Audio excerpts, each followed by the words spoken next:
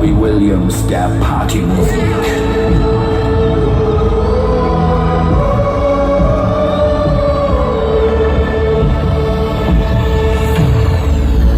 Er war mal wieder auf dem Weg nach Amsterdam, wollte aber vorher noch genau hier mit euch eine Party feiern. Also macht euch bereit und freut euch auf Axel Fischer!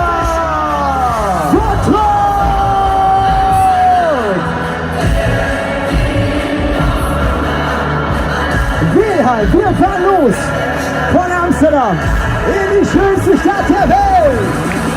Frauen von Amsterdam, der die Hoffnung nahm, allein in einer fremden Stadt, allein in Amsterdam. Heute sag ich, es war einmal märchenvoll, Angst und Qual, Elfenprinz und gute Feen waren für uns nicht vorgesehen. Heimlich hast du oft gesagt, wie hab ich dich dann gefragt? Liebe hat jawohl, Amsterdam. Wir sind zusammen.